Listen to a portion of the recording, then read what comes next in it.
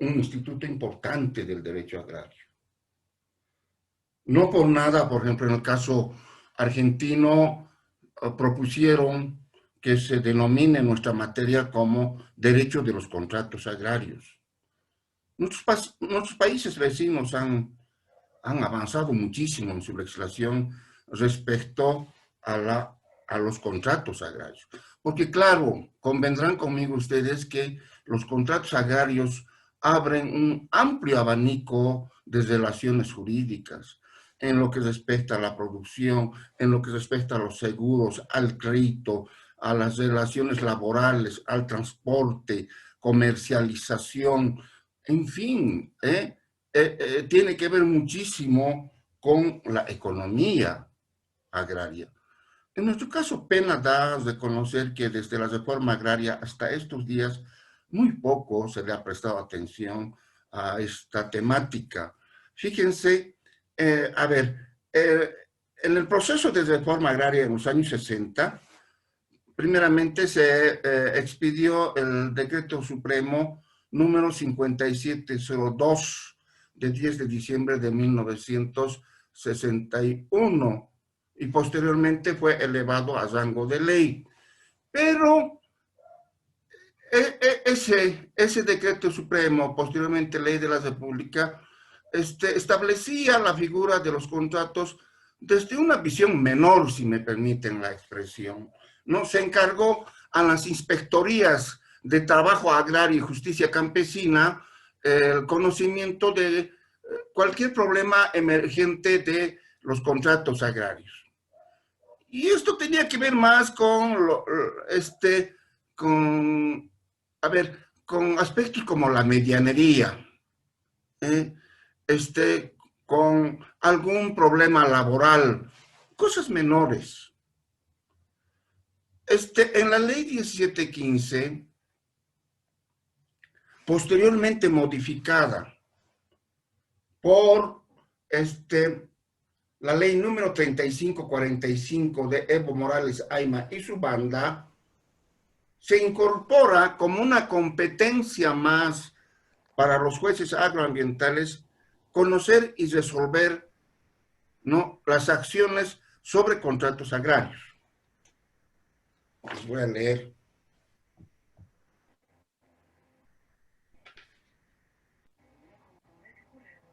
Conocer otras acciones reales, personales y mixtas derivados de la propiedad, porción y actividad agraria. No dice concretamente conocer el tema de los contratos. Esto debo aclarar. Dice conocer otras acciones reales, personales y mixtas derivadas de la actividad agraria.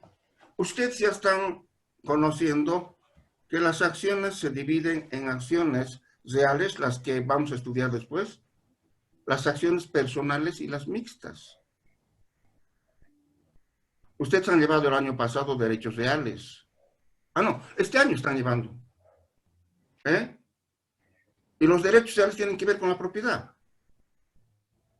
Por tanto, a partir de este momento, entiendan ustedes que las acciones reales son mecanismos jurídicos destinados a defender el derecho de propiedad. Son mecanismos jurídicos destinados a obtener una declaración jurisdiccional sobre la existencia o inexistencia de un derecho de propiedad y, por tanto, a obtener su tutela jurídica. Esas son las acciones reales. Miren, de a poco ya estoy ingresando yo al campo procesal. Ojo, chicos. Dice asimismo conocer las acciones personales. ¿Cuáles son las acciones personales? Son aquellas que surgen de las relaciones jurídicas entre particulares.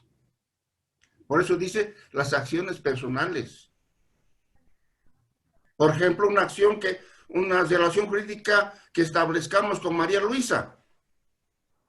Puede ser una relación jurídica sobre una compraventa. Y si alguno de nosotros incumple con los términos del contrato, entonces tiene el camino expedito para plantear una acción personal. Porque esa acción personal nos incumbe solo a los dos. ¿Se dan cuenta? El cumplimiento del contrato nos incumbe solamente a los dos. Por eso dice acciones personales. Y los contratos, amigos, en su amplia gama, son acciones que incumben a los sujetos jurídicos, que pueden ser particulares o de particulares con el Estado. Por supuesto que sí. Por ejemplo, el cumplimiento de un contrato, la rescisión de un contrato, la anulación de un contrato, sobre contratos de arrendamiento, de aparcelía, todo un mundo de contratos. Y que yo sepa, amigos míos, hoy los denominados jueces agroambientales están siendo atiborrados, ¿no?, por acciones personales sobre cumplimiento de contrato de compra-venta, de arrendamiento, no sé. Ahora, el problema es que no contamos con una legislación que determine los alcances jurídicos de un contrato agrario en relación a la actividad productiva. No tenemos. Y para que ustedes me sigan y saquen sus propias conclusiones, en este libro estoy compartiendo con ustedes una sentencia de primera instancia y un caso jurisprudencial. Estoy compartiendo con ustedes la sentencia de primera instancia y, amigos míos,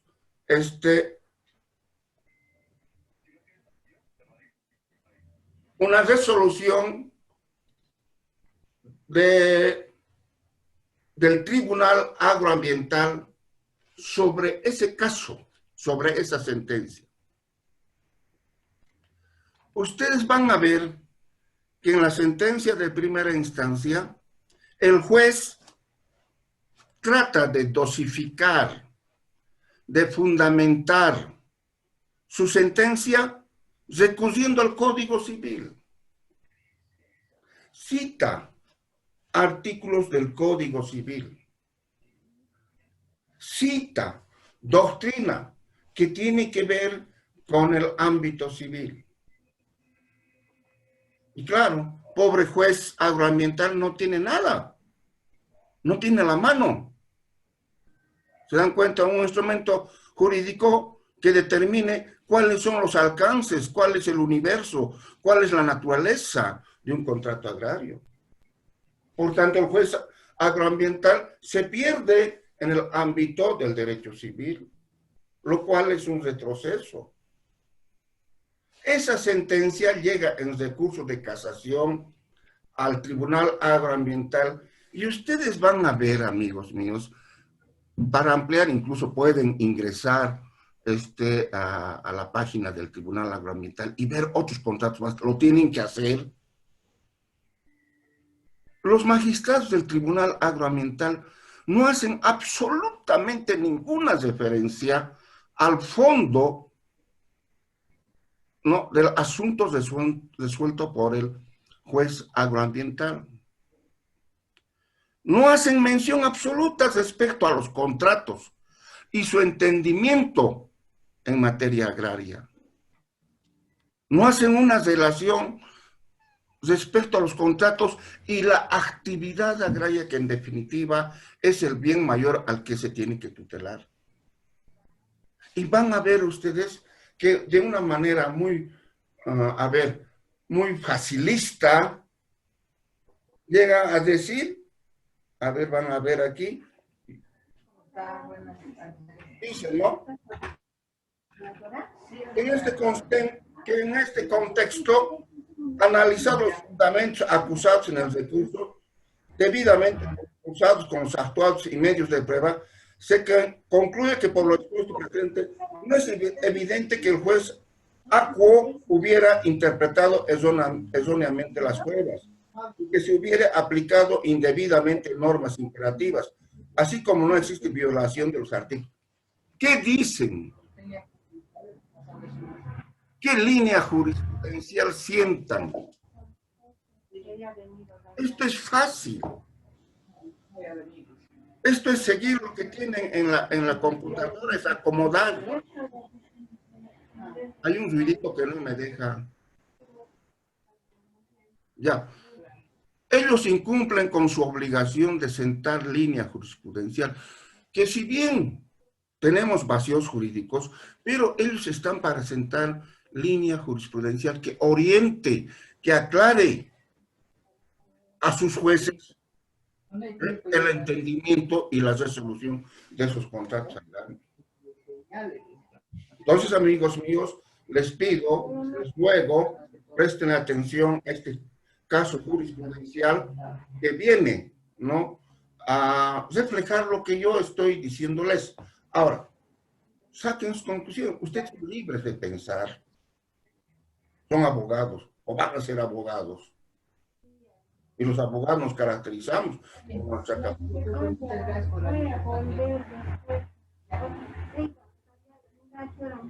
¿Quién está escuchando su telenovela? Ya, voy a volver después, ¿ya? Hasta luego.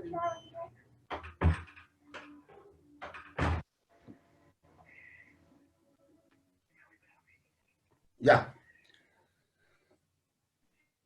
Emergente de la figura de los contratos, amigos, está otra que no ha merecido la atención de nuestros legisladores, no obstante que es una penosa realidad en el campo boliviano. Y estoy refiriéndome a la parcería. ¿Qué es la parcería? Es lo que llamamos nosotros, amigos, la medianería. Y por más esfuerzos que hicieron desde la reforma agraria hasta estos tiempos por superar esa figura de la medianería, que en otras legislaciones se llama aparcería, amigos, en el caso nuestro es una realidad. Ante la carencia de tierra, a mí me consta, mírenme a mí me consta, en mi comunidad, por ejemplo, hay gente desesperada por conseguir un pedazo de tierra donde trabajar y a veces se tienen que someter a condiciones ilegales por un pedazo de tierra. La famosa medianería, 50% para cada uno, el 50-50. Esa figura a mí me parece tremendamente ilegal. Hay mucha gente que vive únicamente de la aparcería, de la medianería, no tiene tierra. Y sin embargo, amigos, no obstante esta realidad, en el país no se le presta atención y se norma debidamente a fin de que el propietario de la tierra y el necesitado de ella puedan trabajar, ¿no?, en condiciones equitativas. A mí me consta que hasta hace poco, por ejemplo, en la provincia Tomina, por Padilla, había gente que ¿no?, te decía, te doy este pedazo, pero con la condición de que la producción incluso me saques hasta la puerta de mi casa. Y en esos tiempos que no habían caminos, se tenían que sacar al lomo de bestia. En el caso mío, yo les cuento, y créanme, yo soy amigo de ustedes, nunca les voy a mentir. Yo tengo un amigo con el que trabajo, pero 75% es para él y 25% para mí. A mí me parece totalmente justa la relación, porque él es el que trabaja. Eso, amigos, se tiene que reglamentar, se tiene que normar. La parcería, amigos, en este tiempo es una figura muy presente, por ejemplo, en la Argentina. Los nuestros que migran a la Argentina, que van al campo, ¿en calidad de qué van a trabajar? De aparceros. ¿Eh? Los propietarios les entregan a los paisanos nuestros, ¿no?, extensión de tierra a fin de que trabajen, para que paguen en moneda corriente o en producción. Eso ya depende. Esta es una figura que no ha merecido tampoco la atención. En relación a la propiedad agraria y la propiedad urbana ya hemos hablado bastante, amigos, sabemos de sus diferencias, de sus naturalezas. Ahora voy a retrotraerme un poquito hacia la clase anterior respecto a la expropiación. Y sobre la expropiación tenemos que ver la figura del régimen hipotecario. ¿Qué pasa? ¿Qué pasaría si, por ejemplo, yo soy sujeto de expropiación, pero sucede que mi propiedad está hipotecada y me notifican, con una expropiación, con una resolución de expropiación? Y yo puedo llegar a decir, la suerte, debo al banco. Puta, no tengo plata. Y sucede que ahora me van a expropiar. Pasa esto, chicos. Ya, que hagan lo que quieran. Levanto las manos. Que se la hagas en mi tierra. ¿Qué hace el banco acreedor? ¿Qué posibilidad le brinda la ley? Esto es lo que vamos a ver. Y a esto se le viene a llamar el régimen hipotecario. Entonces, déjenme decir lo siguiente.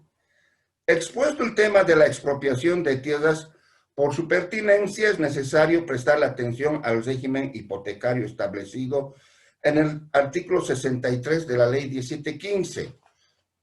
Síganme con la ley 1715, artículo 63. Marquen este artículo, artículo 63. El primer parágrafo dice: los acreedores hipotecarios, en este caso los bancos, supongamos, a fin de preservar sus derechos, podrán intervenir en los procedimientos de expropiación, ejerciendo los derechos de sus deudores en ejercicio de la acción oblicua prevista por el artículo 1445 del Código Civil. Al efecto, los acreedores hipotecarios serán citados por edictos con la resolución que disponga el inicio del procedimiento. ¿Ya se han dado cuenta? Lo que podrán hacer los acreedores hipotecarios, en este caso los bancos, ante la dejadez, ¿no es cierto?, de sus deudores, podrán ejercitar la acción oblicua, de acuerdo al artículo 1445 del Código Civil. ¿Y en qué consiste la acción oblicua? En realizar todas aquellas acciones que deberían cumplir los deudores, a fin de garantizarse su acreencia, a fin de garantizarse la devolución de su dinero, más los intereses, por supuesto. Ustedes saben que por naturaleza los bancos jamás van a renunciar a un solo centavo. Y en este sentido, la ley les faculta ejercer la acción oblicua. Para que se legitimen los acreedores, ¿no?, y ejercer su acción oblicua, la entidad que está expropiando deberá notificar mediante edictos a todos los acreedores hipotecarios a que se apersonen. O sea, les hará conocer que mi propiedad está siendo objeto de expropiación y que por tanto si yo tengo alguna hipoteca sobre esa propiedad, ¿no?, me apersone y demuestre mi interés. ¿Se entiende? Exactamente en esto consiste la acción oblicua. Ustedes han visto otra acción que no la vamos a mencionar, que no la vamos a estudiar, que es la acción pauliana. Eso es otra cosa. Esta es la acción oblicua. Bien, ahora, las hipotecas y gravámenes constituidos sobre tierras expropiadas se extinguen de pleno derecho. ¿Me entienden? Las hipotecas y gravámenes constituidos sobre tierras expropiadas se extinguen de pleno derecho. Los créditos garantizados por hipotecas extinguidas por expropiación y los gravámenes constituidos, conservando su orden de preferencia, se pagarán con la indemnización debida al propietario afectado, a la cual quedarán legalmente vinculados. Si hay remanente, se pagarán a los otros acreedores hipotecarios. En caso de ser insuficiente la indemnización, los créditos y gravámenes señalados gozarán de hipoteca legal suplementaria sobre los demás bienes inmuebles sujetos al registro de propiedad del deudor, oponible a terceros desde la inscripción de la resolución de expropiación en el registro de derechos reales. Si el monto que me indemnizaron no alcanza a pagar mi acreencia, no alcanza a pagar mi deuda, el banco, que no perdona nada, va a continuar con su acción sobre los otros bienes inmuebles o muebles sujetos al registro que estén inscritos después, ¿no? Después de la publicación del aviso de expropiación. O sea, desde la inscripción de la resolución de expropiación en el registro de derechos reales.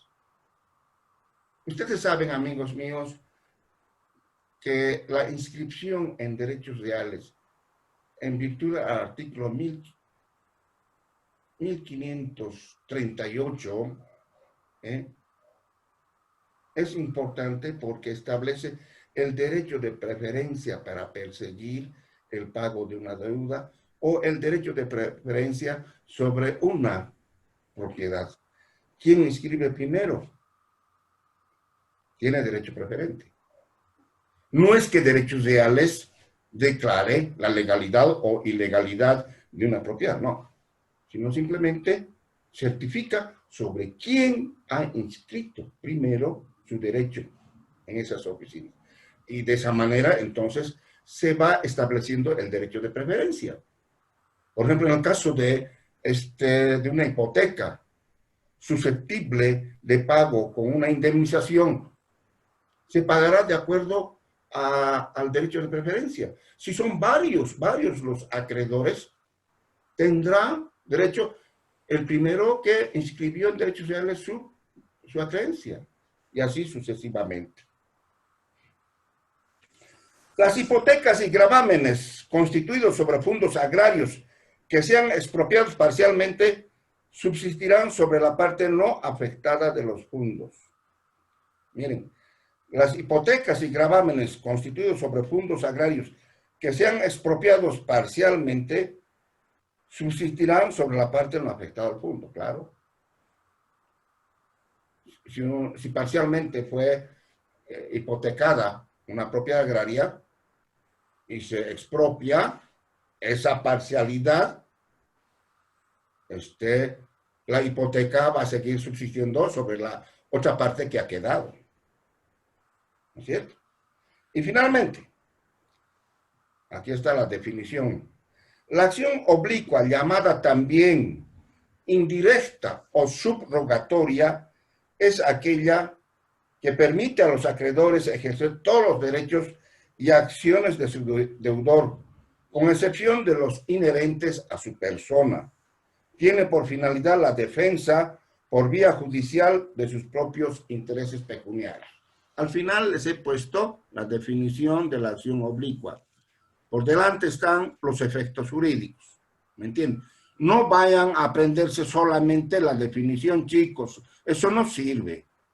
No es casual que yo, al final, ¿no?, como una cereza en el postre, haya colocado la definición.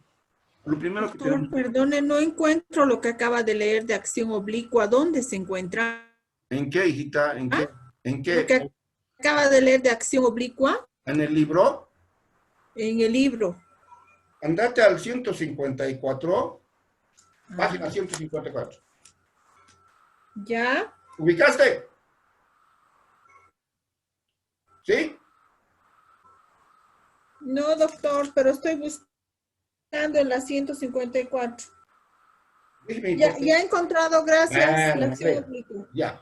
Entonces, sos Sandra, ¿no?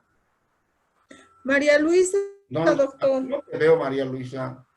María Luisa, ¿Por qué no lo ve? en la parte final está la definición, ¿no? De la acción oblicua. Yo decía que por delante he expuesto los efectos jurídicos de la acción oblicua. Y yo les estoy recomendando que no se aprendan simplemente la definición, eso es muy fácil. Lo que tenemos que manejar son los efectos jurídicos. ¿Me dejo entender? Amigos míos, sobre el régimen impositivo ya está, hemos hablado mucho. Hemos establecido que la pequeña propiedad y las tierras comunitarias o colectivas no pagan impuestos. Y hemos dicho que por ley están obligadas la mediana propiedad y la empresa agropecuaria. Ya está. Hasta aquí. Doctor, perdone que le interrumpa. Sí, pero por favor. No le molesto mucho. Por favor. ¿Nos puede volver a explicar qué es la acción oblicua? No estoy clara. ¿Qué es la acción oblicua? Aquí está. La acción oblicua, llamada también, estas son en mis palabras, para usted se ha escrito esto, no para nadie. La acción oblicua, llamada también indirecta o subrogatoria, es aquella que permite a los acreedores, a los bancos, digamos entonces, o cualquier otro acreedor particular, ejercer todos los derechos y acciones de su deudor, con excepción de las inherentes a su persona, o sea, las acciones personalísimas, ¿no? Tiene por finalidad la defensa por vía judicial de sus propios intereses pecuniarios. De inicio yo me ponía de ejemplo. Supongamos que yo obtuve un crédito del Banco Nacional. Y saben que estoy en una declaración, estoy en una situación de mora. Es más, no puedo pagar. Y sobre llovido mojado, me notifican con la expropiación de mi propiedad. Y ustedes ya saben que no me voy a oponer a la expropiación, porque la Constitución dice, se impondrá por causa de necesidad o utilidad pública. Sí, debo al banco, se me viene una expropiación. En un momento de esos digo yo, ya, que hagan lo que quieran, que se la agarren en mi tierra. No ejerzo absolutamente nada. No ejercito ninguna de las acciones que la ley me permite. Es decir, ni siquiera discuto el monte indemnizatorio. Ante esta situación, ¿qué hace el acreedor? Va a ejercer la acción oblicua. Va a ejercer todas las acciones que la ley a mí, deudor, me permiten en defensa de sus intereses pecuniarios. Va a ejercer todas las acciones que a mí la ley me reconoce, menos las acciones personalísimas. ¿Se entiende? Y el banco va a perseguir, pues, por todos los medios, se cubra su acreencia.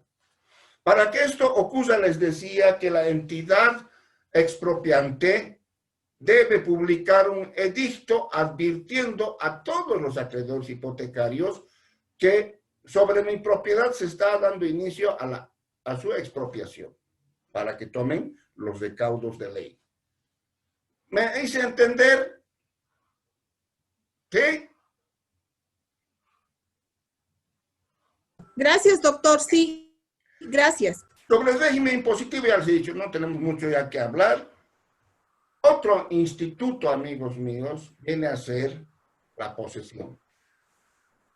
Y ustedes, amigos, este año están estudiando, además de la propiedad, del derecho de propiedad, del derecho real de la propiedad, están estudiando la posesión, porque la posesión conceptualmente es un medio para alcanzar el derecho propietario. ¿Me dan la razón? ¿Es así o no?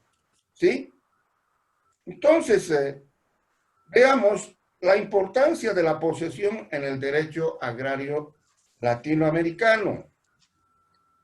Dice, se tiene dicho que el derecho agrario en América Latina particularmente se nutre de los históricos movimientos sociales que en la mayoría de los países protagonizaron jornadas verdaderamente épicas, buscando justicia social en el acceso a la tenencia de la tierra.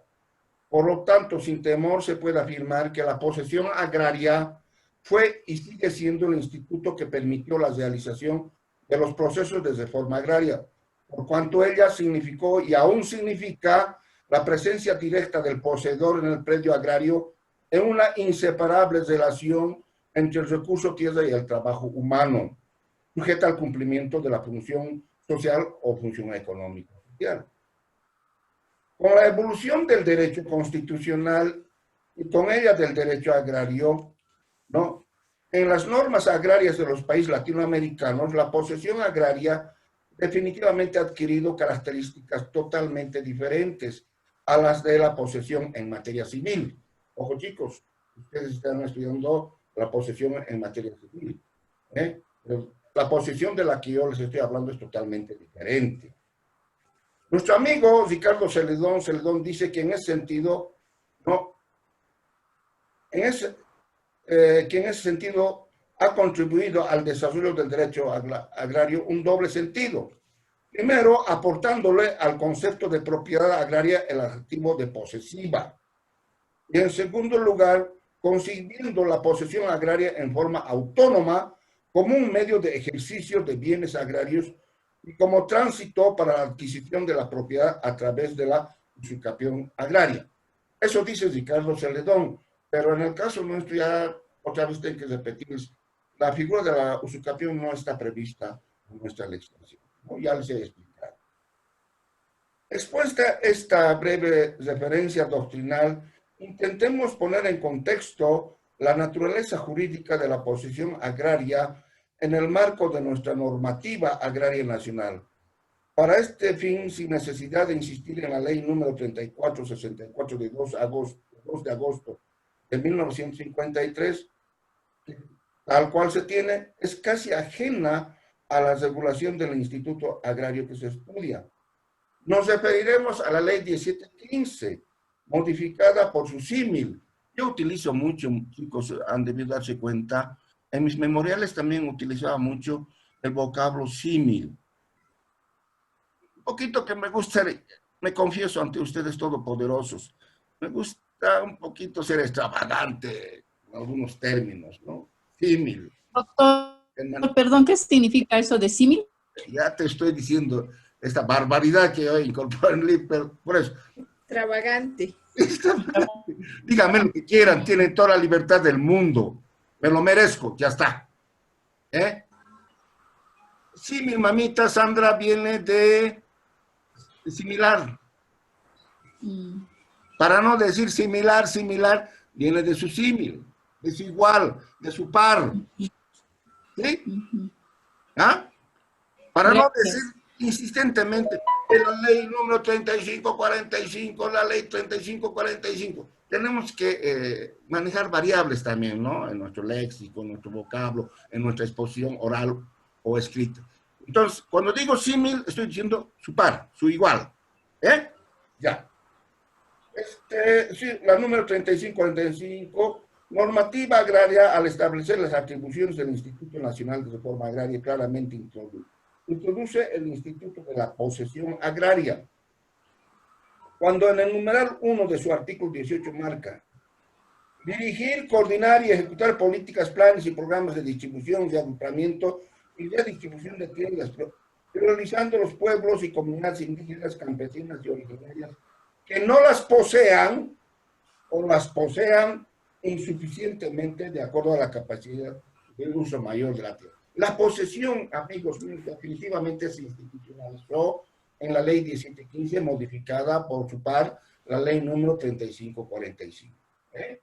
La posesión fue y sigue siendo, ¿no?, un instituto legitimador del derecho de propiedad, pero un instituto definitivamente emparentado con la función social o la función económico-social.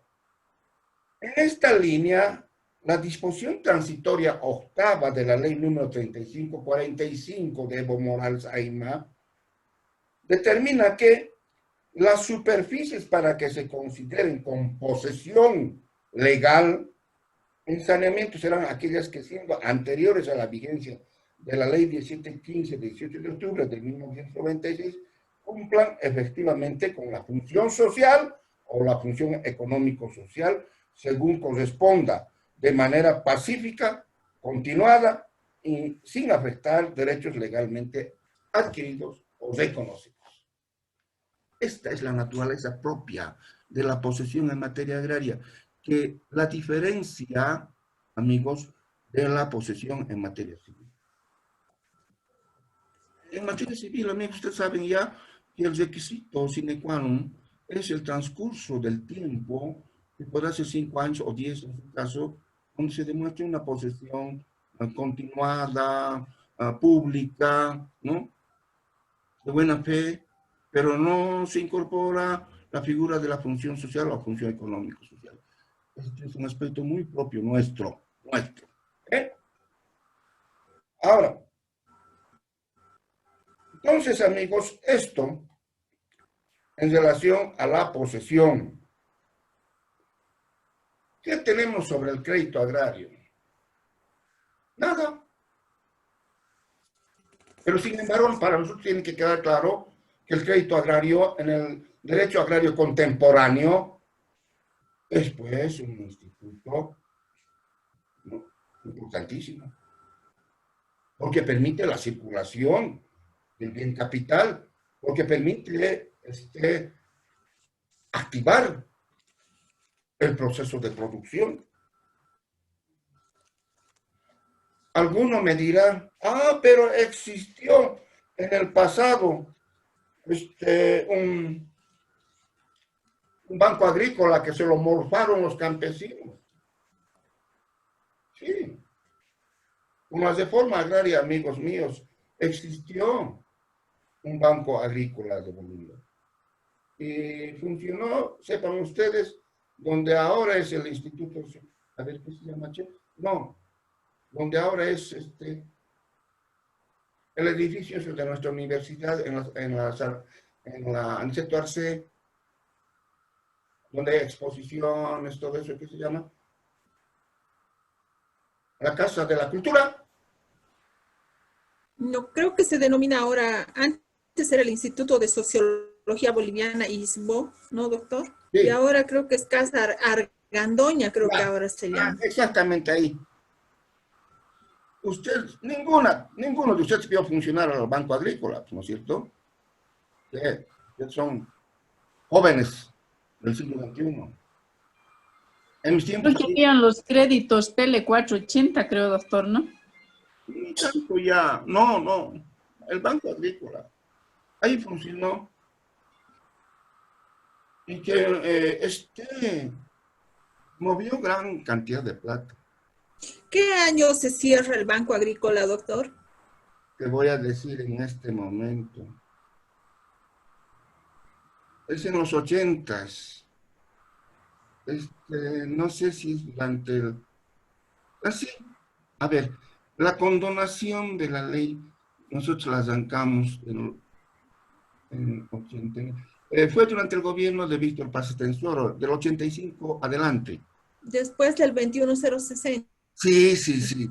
ya, claro, en base a la 21060, que es el instrumento neoliberal, ¿no es cierto?, que permite el cierre de entidades estatales, en fin, todo eso. Sí, sí, sí.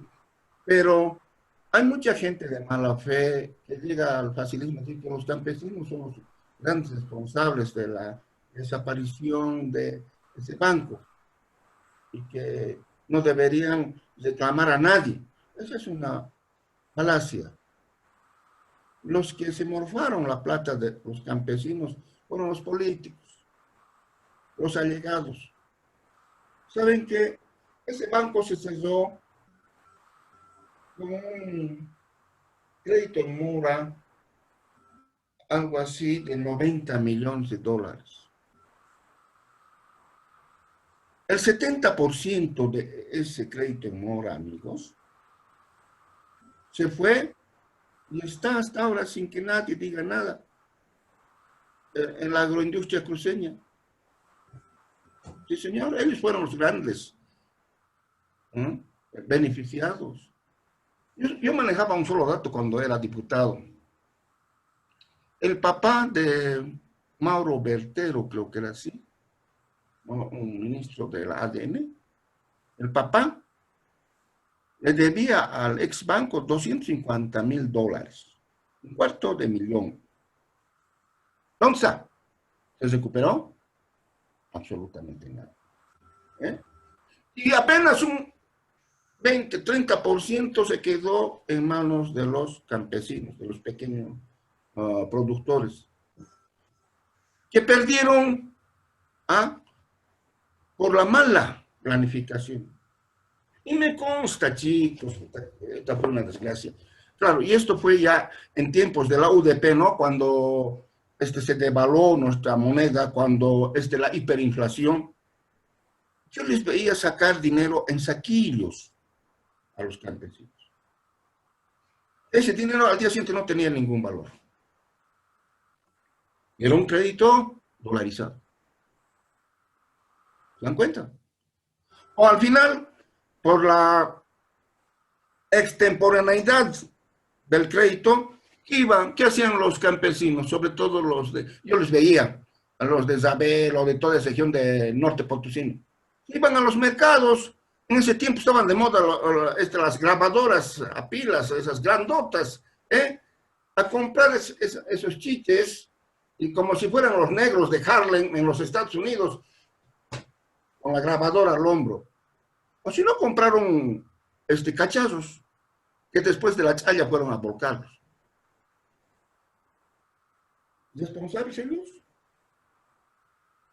Hay que tener moral para sostener esto. Responsable el Estado. Ya se acabó.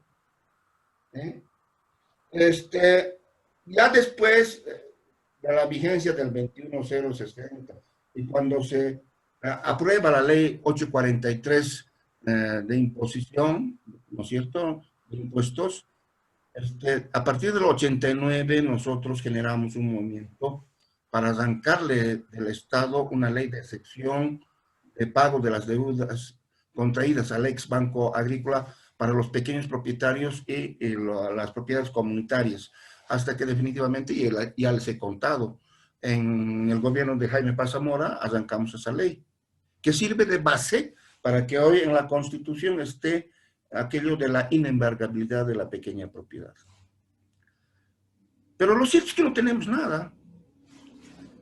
A ver, el crédito productivo que se inventaron los masistas.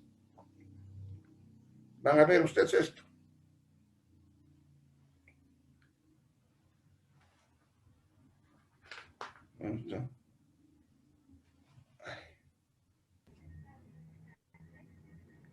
Doctor, para usted, pero ¿quién le parecería bien que maneje, digamos, si es que volviera a haber, digamos, un banco agrario? ¿Quién sería los ideales en manejar esos créditos, digamos? Puesto que el anterior gobierno creo que también se ha hecho malgastación con el famoso fondo indígena. Claro, mi hermano, tienes razón. Sí, pero... No sé, hermano. Entonces... No sé, mi hermano, qué difícil es darte respuesta. Es que la corrupción nos ganó. quieres que te diga en estos momentos? La corrupción ha corroído nuestras entrañas. Por eso, hermano, yo soy un fanático de este grupo de rock, los Guasones de la Argentina. Tienen un rock muy hermoso, pero con un profundo mensaje, ¿no? Y sobre todo contra la corrupción. Incluso utilizan palabras fuertes. Y bueno, hermano, perdóname, pero en este momento no sé qué decirte. Pero que sería una mala idea. Hermano, pero... ¿Sería una mala idea, digamos, proponer una política pública que se vuelva a reabrir el Banco Agrario? Pero primero, hermano, hay que crear la norma. Primero hay que crear la norma, el marco normativo, que te permita saber quiénes deberían manejar y por qué y con qué requisitos. Necesitamos. Nosotros que somos hombres de derecho, mujeres de derecho, tenemos que las normas están para ello, para permitir la organización, el manejo, el buen resultado. Una ley no es un producto que surja del azar, digo yo, ¿no? Miren. Doctor, Sí, adelante. Doctor, disculpe. Doctor. Sí, adelante. Doctor, le habla Daniela. Qué contradictorio, doctor, esto, esa figura que usted nos plantea, bueno, que está también en el libro, que habiendo un banco agrícola que iba en beneficio de los agricultores, lamentablemente se da cuenta que hemos salido de un gobierno de 14 años que creíamos que estaba con los agricultores, con los movimientos indígenas, y creían ellos que las mismas leyes y decretos los beneficiaban.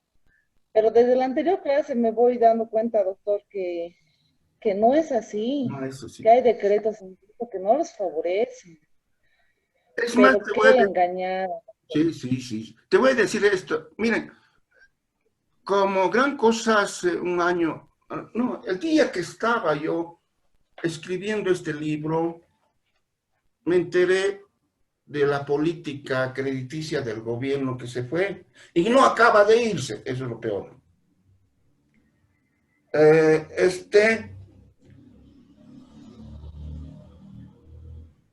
Llamado crédito productivo. Miren, digo esto, yo escribí esto, aquí.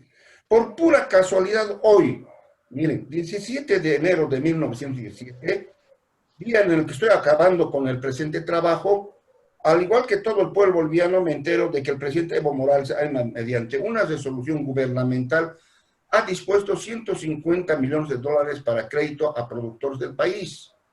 Lo que se sabe es que el gobierno dispondrá del 5% de los recursos de las administradoras del Fondo de Pensiones, AFP, para la conformación de un fondo de inversión de 150 millones de dólares que otorgará créditos a pequeños y medianos productores. Yo no quiero entrar en el mecanismo,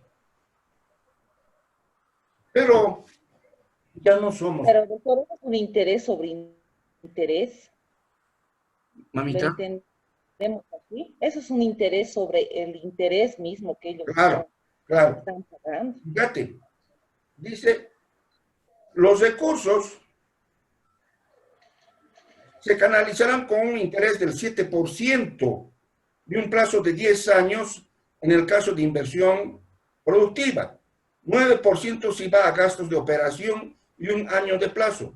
La creación del nuevo fondo está enmarcado en la ley de pensiones que establece que las AFP pueden invertir hasta 5% de los fondos de pensiones en pequeñas y medianas empresas. Artículo 140, parágrafo segundo, ¿no?, de la ley de número 065 de 10 de diciembre de 2010.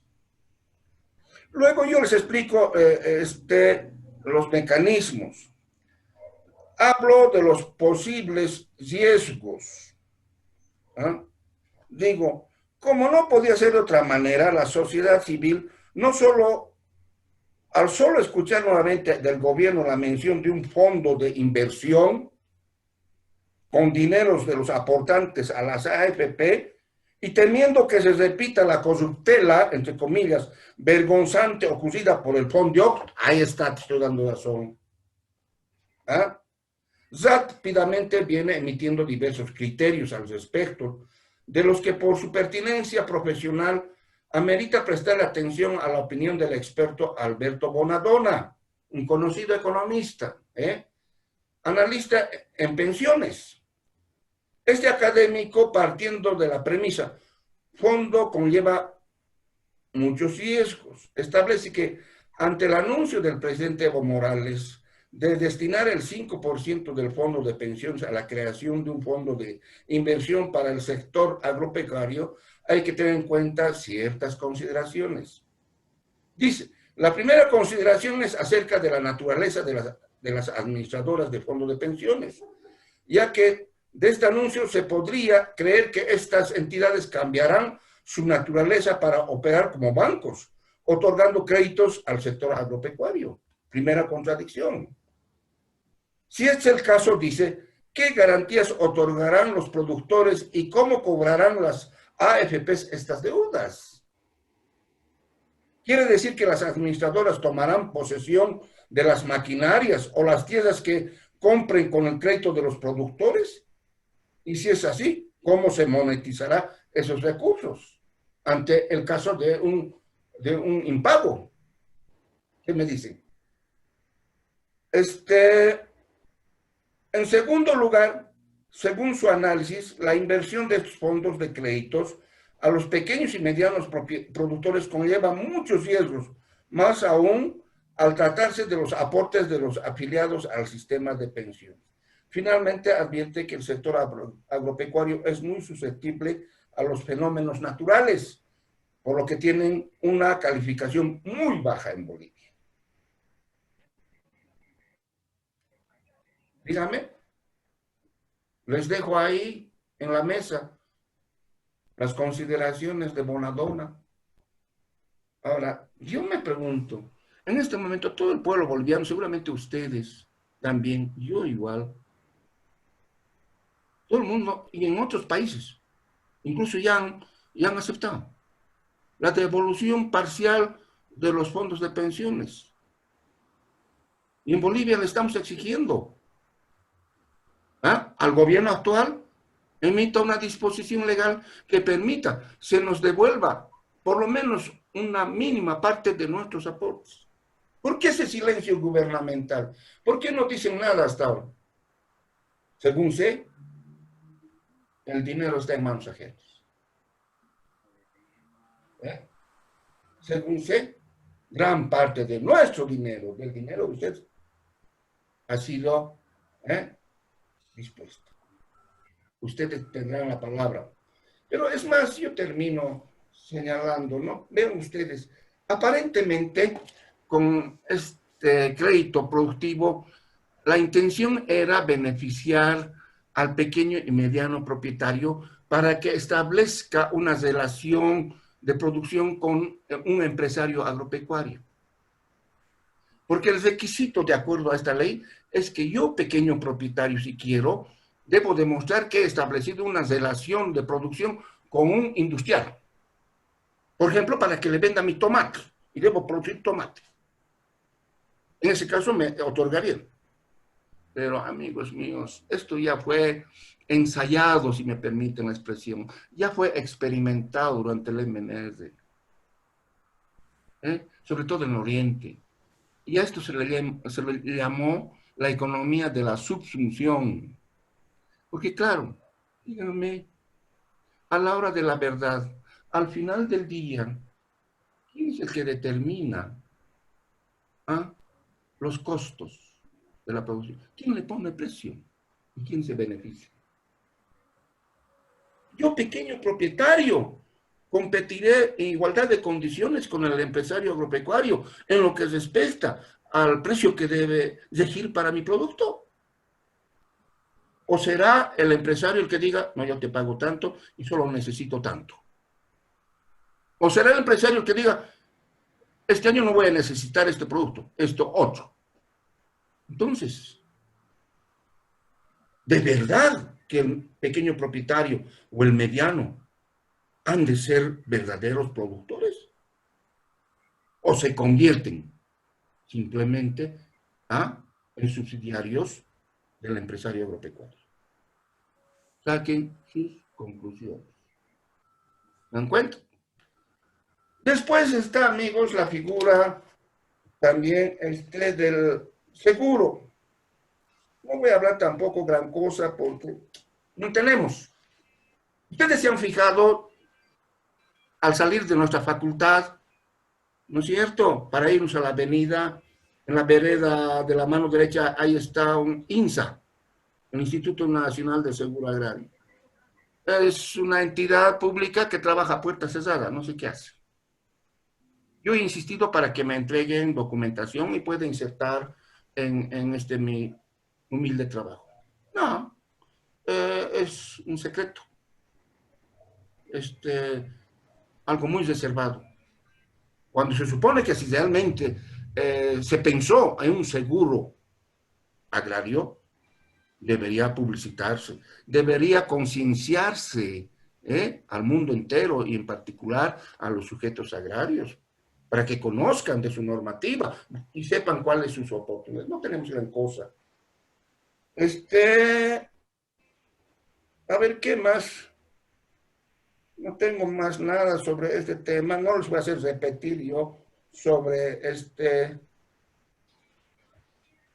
sobre lo que está en el decreto. Influencias del derecho ambiental. Ya hemos hablado de la influencia del derecho ambiental, del llamado derecho ambiental, ¿no? Con el derecho agrario. Simplemente voy a recordarles algo. Para terminar este módulo, amigos míos.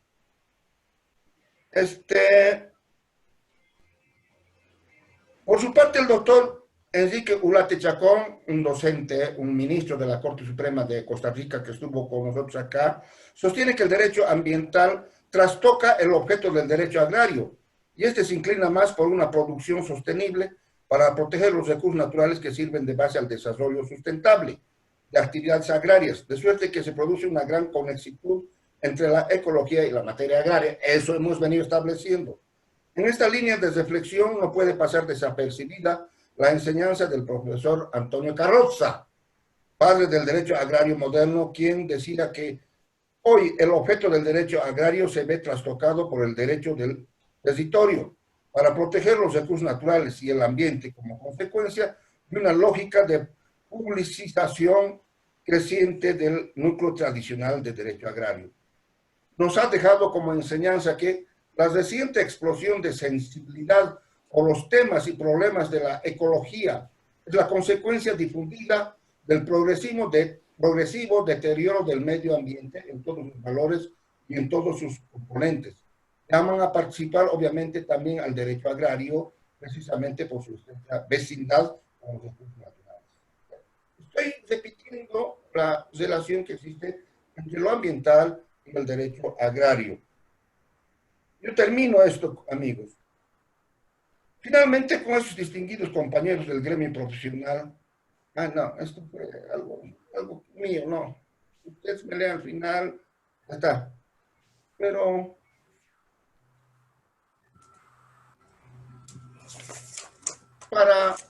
vamos a entrar ya dentro de poco a la jurisdicción agroambiental y vamos a referirnos a la insuficiencia metodológica y científica del derecho agroambiental. No es simplemente de repetir por repetir, no es simplemente decir, en la Constitución está, ¿no?, lo agroambiental, por tanto tenemos que pensar, ¿no?, en cambiar el nombre de nuestra materia por derecho agroambiental. No es serio. Además, si tenemos en cuenta que el famoso derecho agroambiental en ciernes se caracteriza por su insuficiencia metodológica y científica. En el caso boliviano esto es más patético. ¿Qué hemos hecho nosotros por esbozar, siquiera esbozar un derecho ambiental, o si quieren ustedes derecho del medio ambiente. Ni siquiera en eso nos hemos puesto de acuerdo. ¿Debería llamarse ley del medio ambiente o ley ambiental? Porque no es, ¿no es cierto? Simplemente cuestión de gusto, decir esto queda mejor, ¿no? Cada cual, cada denominación tiene una variación. Amigos, he terminado. Me van a perdonar, pero hoy me pasé. Hemos terminado. Perdóname, mamita. La próxima es algo que simplemente es reiteración de lo que hemos dicho. Pero yo voy a hacer una breve síntesis del módulo octavo. El noveno también es cortito y ya estaremos en posibilidades de ir pensando, ¿no?, en la segunda fecha. ¿Alguna observación? ¿Alguna sugerencia? Tan rápido, doctor, no puede ser. Sí, todavía no hemos acabado los primeros. No, no importa, pero ya les estoy advirtiendo. Ustedes son los que me dirán para octubre. Pero ya vayan metiéndose, ¿eh? Por un criterio mío, no sé si estoy bien y con respeto a todos los compañeros y contrariedad también a su materia, ¿no? Pero yo pienso, ¿no?, para hablar primero de un derecho agrario y que viene con esto que es la actividad agraria, no creo que primero tendríamos que también educarles un poco a los del campo, como usted ha hablado del pequeño y mediano empresario o grande empresario en la producción, con estos temas de los famosos bloqueos que ellos mismos realizan y automáticamente ellos se están cortando la conexión de la producción. ¿No cree que tal vez deberíamos primero tener que sancionar estos famosos bloqueos que tantos daños hace al país? ¿Sabes, hermano? Yo generacionalmente y a esta altura de mi vida soy un enemigo declarado del populismo, sea de izquierda o de derecha, porque el populismo es igual para izquierdistas, para supuestamente izquierdistas, pero también para la extrema derecha. El que se fue populista al extremo, toda su banda, Donald Trump, un populista al extremo. Ambos polos coinciden en ese populismo. ¿Y qué es el populismo, che? ¿Cómo podemos definir el populismo? Yo le sigo a un francés. Pueden no compartir conmigo, pero esto dice el francés. El populismo es la democracia de los estúpidos. El populismo permite utilizar un discurso para la movilización de la sociedad, ¿no? Permite, si quieres, ¿no?, la movilización que estás diciendo, pero no resuelve nada. Miren, 14 años de movilizaciones y movilizaciones de los indígenas del oriente, los campesinos. ¿Qué consiguieron? ¿Quiénes se beneficiaron? ¿Qué cambió? Hermano mío, te doy razón. Por eso, hermano, tengo que volver a la famosa interculturalidad. Ustedes y yo, nuestros hijos, y donde vayamos, tenemos que intentar siempre construir ese nuevo modelo de sociedad. Sociedad intercultural, donde aprendamos, ¿no?, los unos de los otros, nos respetemos los unos con los otros y sobre todo seamos tolerantes. Sí, pues, doctor, porque así, como usted nos está explicando, yo también le he sentido medio coherente, o sea, estupidez igual dar créditos a la producción agropecuaria, sabiendo que está saliendo de nuestras AFPs, digamos, y que se vaya a echar a perder, que no dé ningún beneficio y que todavía castiguen a la sociedad, a las ciudades, prohibiendo. Hermano, el problema es cómo se vaya a rescatar ese dinero. ¿Les van a perseguir a los pequeños propietarios? Está perdido, doctor. Ah, a mí también. No, vas a hacer que me vaya a suicidar. Déjame bailar de alegría, nació mi nieto, varón. Oh, felicidades. Qué bendición. No puedo ir a verla, mi hijita, ¿no? Y es la mayor, che, gracias a Dios, con cesárea. Pero a sus 40 años, esta vieja loca ha tenido su hijita. Ay, no, está bien. Un bebé siempre es una bendición. Sí. Me alegra. No, yo soy fanático de mis nietos. Pero, ¿sabes qué le di? Ya le he mandado un mensaje. Me ha dicho que se llame Mauro, no me gusta. Quiero que se llame Tiago. ¿Eh? ¿Qué quiere que se llame? Tiago. Ah, Es bonito. como brasilero, ¿no? Yes, madame. Les quiero mucho. Yo quiero preguntarle una cosita antes de terminar, si existe algún país en el que funcione el seguro agrario, porque yo lo conozco muy adentro y sé que el de Bolivia, bien, gracias. Sí. Ha sido un fracaso y más en realidad, como usted dice, ha sido una medida muy populista, lanzada para contentar a algunos, pero no funciona. Y es muy lamentable que los principales actores que debieran beneficiarse nunca se hayan manifestado, ¿no? Que eran los campesinos, ¿no? ¿Existe algún país donde tiene éxito o funciona un seguro agrario? Los argentinos han avanzado bastante. Porque tienen su legislación clara, concreta. Los chilenos, che, los chilenos. Yo creo que los chilenos Sí, nos gusta. Chile tiene mucha institucionalidad en todo, ¿no? Déjame decirte, nos guste o no, los chilenos son, no el ejemplo, pero no hay que perderlos de vista. Acordate que la única reforma agraria en Latinoamérica que fue votada en su parlamento fue la chilena. Han avanzado bastante. Nos vemos, chicos, la próxima.